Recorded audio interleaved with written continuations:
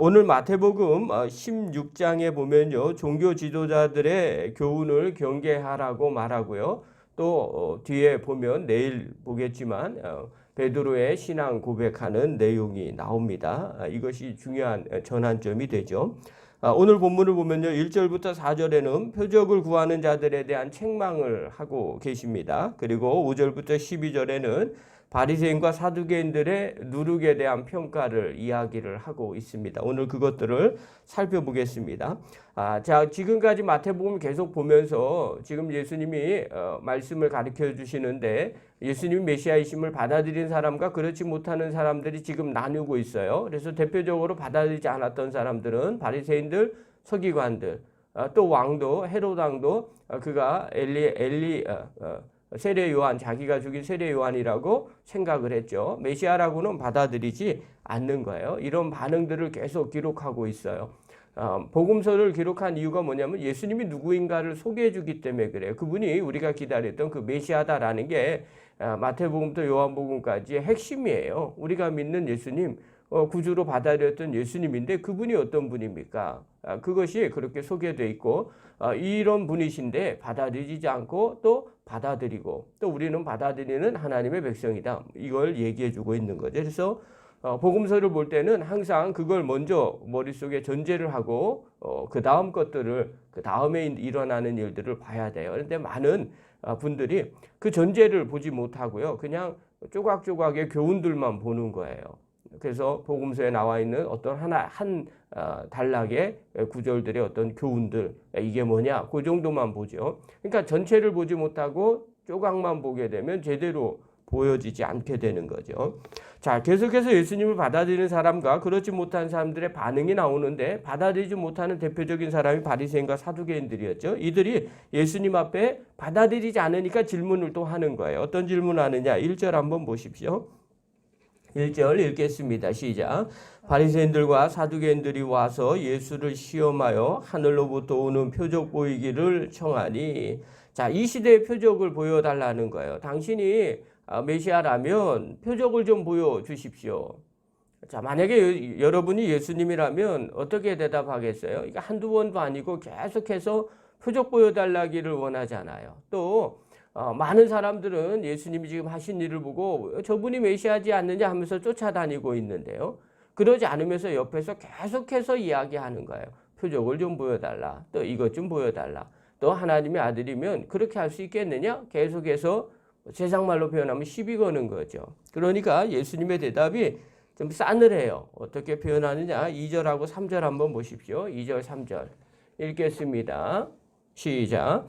예수께서 대답하여 이르시되 너희가 저녁에 하늘이 붉으면 날이 좋겠다 하고 아침에 하늘이 붉고 흐리면 오늘은 날이 굳겠다 하나니 너희가 날씨는 분별할 줄 알면서 시대의 표적은 분별할 수 없느냐. 자, 이 말의 뉘앙스는요 아주 안 좋은 거예요.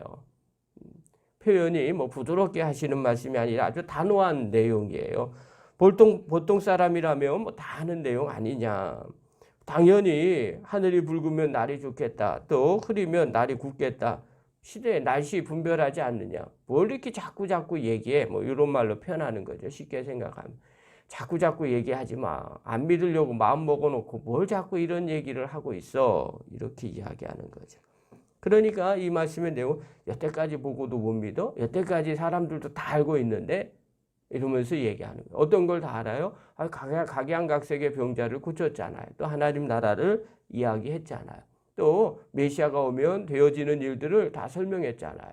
눈먼 자가 눈을 뜨게 되고 소경이 걷게 되고 소경이 뜨게 되고 앉은 뱅이가 일어나는 일이 일어나고 이런 일들이 지금 마지막 때 막 일어난다고 메시아가 오면 그런 일들이 일어난다고 했잖아요. 근데 그것들을 보고도 믿지 못하고 계속해서 물어보니까 그러면서 예수님이 그 사람들을 딱 표현을 해요. 표현하는 단어가 나오는데 4절 한번 보십시오. 4절 이렇게 얘기해요. 시작. 악하고 음란한 세대가 표적을 구하나 요나의 표적밖에는 보여줄 표적이 없느니라 하시고 그들을 떠나 가시니라. 단어를 썼는데 뭐라 그래요? 악하고 음란한 세대가. 이건 누구를 지칭하냐면요. 바리새인과 사두개인들을 지칭하는 거예요. 그러니까 그들의 진면목을 명확하게 얘기한 거죠. 악하고 음란한 세대.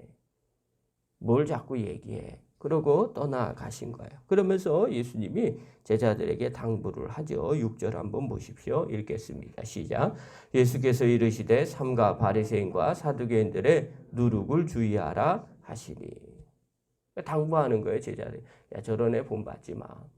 저런 애들 하는 얘기 듣지 마. 주의하라. 이렇게 얘기해요. 여기서 누룩을 주의하라. 이렇게 얘기했어요. 유대인들에게 평상시 쓰는 누룩이 있어요.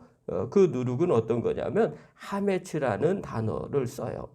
그래서 하메츠라는 건 뭐냐면요. 성질을 변화시켜서 부분들을 성질을 변화시켜서 부풀어 오르게 하는 게 누룩이에요. 이 하메츠라는 단어를 썼어요. 그런데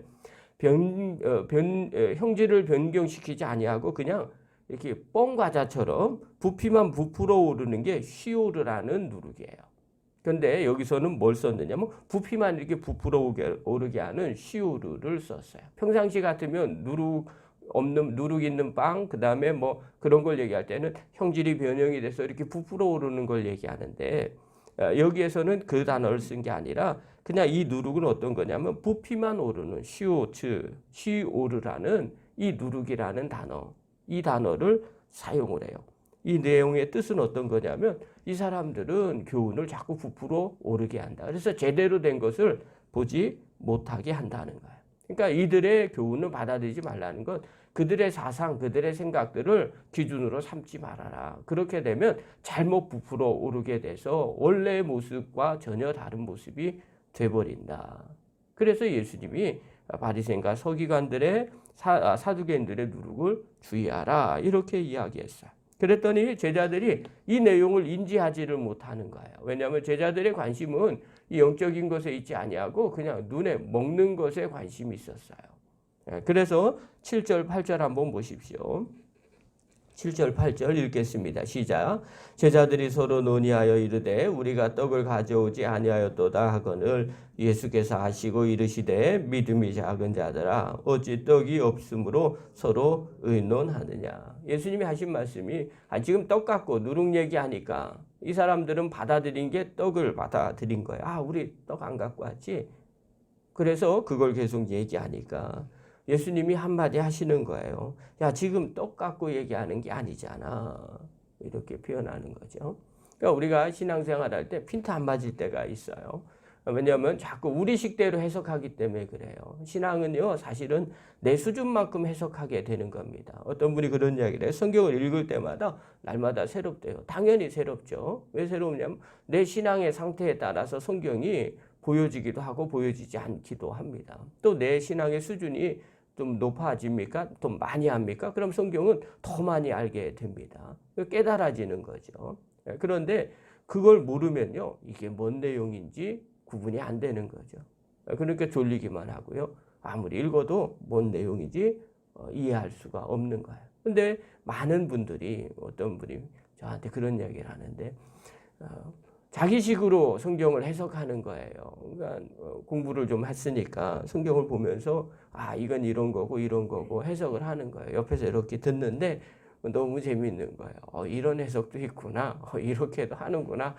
정말 말도 안 되는 식으로 하는 거예요. 그래서 많은 사람들이 이렇게 성경을 보겠구나 하는 생각이 들었어요. 왜냐하면 제 주변에 초신자들이 별로 없었거든요. 근데 초신자가 그걸 막 보면서 이 얘기를 하는 걸 보면서 이렇게도 사람들이 해석을 하겠구나. 그러면서 그게 진리라고 생각하겠지. 아무것도 아닌데 전혀 엉뚱한 이야기를 한 건데 그런 생각이 들었어요. 왜냐하면 내가 관심이 어디에 있느냐에 따라서 그 수준만큼 성경을 보기 때문에 그렇죠. 오늘 제자들도요. 예수님이 바리새인과 사두개인의 누룩에 대한 교훈에 대한 그것들을 이야기해 주는데도 그들은 떡에 대한 것만 관심을 갖게 되죠. 그래서 예수님이 책망한 거예요. 그래서야 이제 제자들이 좀 깨닫죠. 12절 한번 보십시오. 12절 읽겠습니다. 시작. 그제서야 제자들이 떡의 누룩이 아니요 바리새인과 사두개인들의 교훈을 삼가라고 말씀하신 줄을 깨달으니라. 아멘. 그렇죠? 그래서 이렇게 깨닫지 사두개인과 바리새인의 교훈을 조심해야 된다는 겁니다. 아까 얘기했지만 여기서 교훈 누룩이라는 얘기, 성질을 변형시켰다는 이 단어를 쓰지 아니하고요. 부피만 부풀렸다는 단어를 썼어요. 왜 이렇게 썼느냐? 바리새인과 사두개인들이 이야기하는 교훈들이 신앙적인 교훈들이 맞습니다. 그런데 제대로 그걸 해석하지 않고 그걸 부풀리고 뻥튀기는 거예요. 그러면 잘못된 교훈으로 가기 때문에 이것을 늘 조심하라고 이야기하는 겁니다. 자, 그렇다면 오늘 본문을 통해서 우리가 깨달아야 될 게 뭐냐? 두 가지를 볼게요. 첫 번째가 뭐냐? 믿지 못하면 자꾸 요청합니다. 그래서 우리의 마음을 먼저 살피시기를 바랍니다. 그러니까 이들이 왜 표적을 구했어요? 예수님이 메시아이심을 모른다는 게 아니라 믿고 싶지 않았기 때문에 그래요. 그래서 계속해서 물어보는 거예요. 실제로는요, 병든 자가 고쳐지고 소경이 눈을 뜨고 안진뱅이가 일어나요. 마지막 날에 메시아가 오시면 이런 일들이 행할 것이다. 실제로 그런 일들이 일어나는 거예요. 그런데 그들 마음에는 어때요? 믿지를 못하니까, 안 믿으려고 하니까 자꾸 요구하는 거예요. 여러분, 이게 우리 마음 가운데 늘 점검하셔야 될 내용이에요. 우리도요, 마음에 어떤 포지션을 취하고 있느냐에 따라서 자꾸 이렇게 요청할 때가 있어요. 자꾸 이런 것들을 물어볼 때가 있어요. 또 때로는요, 주님의 뜻이 분명한데도 불구하고 우리가 자꾸 아닐 거야, 다른 거야, 이거는 이게 맞는 걸 거야, 이러면서 이야기할 때도 있더라는 거예요. 그래서 신앙생활 할 때 항상 자기 자신을 점검하셔야 돼요. 내 마음이 어떤 마음을 갖고 지금 이런 이야기를 하고 있는가, 어떤 마음을 가지고 이런 것들을 요청하고 있는가, 점검하시고 또 점검하셔야 됩니다. 그러지 않으면요, 우리도 바리새인과 서기관과 같이 자꾸 믿지 못하고 다른 이야기를 할 수 있게 되더라는 거예요. 두 번째로요, 잘못된 신앙관을 가지면 안 된다는 겁니다. 그러니까 바리새인과 사두개인들의 누룩에 대한 이야기를 했어요. 이건 형질이 변형됐다, 그건 이단이죠. 그러나 그러지 않고요, 이 부분에서 자꾸 자기의 것들을 더 집어넣어서 부풀려 놓는 겁니다. 그러면요, 원래의 모습으로 보여질 수가 없게 됩니다. 이단을 보면 우리가 이해 안 가는 경우도 있죠. 어저께도 오후에 아이들 얘기 나올 때 그런 얘기 했어요. 하나님 아버지는 있는데 왜 어머니는 없느냐. 그래서 하나님 어머니라고 하면서 섬기는 이단이 있어요. 어디죠? 거기가 대덕면사무소 앞에 있는 뭐 선교 뭐 어디, 거기가 그거예요. 안산홍 증인회였는데. 근데 처음 얘기 들으면 너무 웃기죠. 근데요, 얼마나 많은 젊은 사람들하고 얼마나 많은 사람들이 거기에 다니는지 아십니까? 맞대는 거죠. 왜요? 이성적으로, 인간적으로 생각하니까 꼭 아버지만 있어야 되겠어요? 어머니도 있어야 되잖아요. 원래 아버지가 있었는데 안산홍이 죽으니까 그의 부인을 이제 어머니라고 얘기하는 거예요. 근데 좀 이상한 거라고 생각을 잘 못해요. 왜냐하면 육적으로 보면 아버지 어머니 있으니까 하나님도 당연히 아버지 어머니 있는 걸로 생각을 하는 거예요. 이게 잘못된 생각인 거죠. 하나님은 영이신 분이기 때문에 아버지 어머니 개념이 아니에요. 인간적인 입장에서 볼 때 그렇게 이야기하는 거고요. 그 다음에 왜 아버지 아들이라고 얘기하느냐? 닮아가는 사람이기 때문에 그래요. 우리가 하나님을 닮아간다 할 때 아버지를 닮아간다, 이런 표현을 쓴 거고요. 또 우리는 그의 아들, 자녀라는 표현을 써요. 왜냐하면 그 아버지의 형상을 이어받은 사람이다. 그래서 자녀. 우리나라 세상 말로, 육적인 말로 제일 좋은 표현이 자녀거든요. 아버지나 어머니의 것들을 그대로 이어받아요. 그래서 그렇게 표현을 하는 거거든요. 그래서 저도 아버지라고 부르고요, 우리 딸도 아버지라고 불러요. 족보가 꼬인 게 아니라 그런 의미로 아버지와 아들이라고 이야기하는 거예요. 그런데 그렇게 생각하지 않고 자꾸 육적으로 하나님을 해석을 하니까 잘못된 신앙관을 갖고 하나님 아버지도 있고 하나님 어머님도 있다고 얘기하는 거죠. 이게 대표적인 이단들의 특징들이에요. 그러니까 그들은 그 생각을 바꾸지 않는 이상은요, 아무리 우리가 보기에 왜 저렇게 이해가 안 되는데 믿을까 그래요. 그럼 그들은 미혹의 영에 그게 휩싸여서 그렇게 가는 거예요. 자, 그 다음에 그러면 정상적인 교회 안에서, 그냥 기독교 간판을 갖고 있는 교회 안에서는 안 그러냐? 마찬가지예요. 여기도 목사님들 이상한 신앙관을 갖고 있는 목사님 계세요. 제가 아는 어느 목사님은요, 그 동네에 거의 영적인 뭐라 그러면서 자기가 다 뭐 한다는 거예요. 다른 사람들은 인정 안 하는데. 제가 이야기를 듣는데 좀 이상한 분이네 이렇게 생각이 드는 거예요. 죄송해요. 근데 우리 교단 목사님이에요. 근데 이상해요. 죄송합니다. 이렇게 얘기하면. 근데 그렇게 되는 거예요. 또 성도들도요, 이상한 신앙관을 가진 분들이 계세요. 그래서 자세히 얘기 나눠보면 정말 우리가 믿고 있는 성경에서 말하고 있는 그 예수님이 아닌 것 같아요. 이런 분들도 많이 있어요. 그래서 목사님들도 이상하고요. 교인들도 이상하고 막 이런 그런 일들이 지금 한국 교회 안에 많이 일어나고 있어요. 그래서 어떻게 해야 되느냐? 이게 잘못된 신앙관을 갖고 있기 때문에 그래요.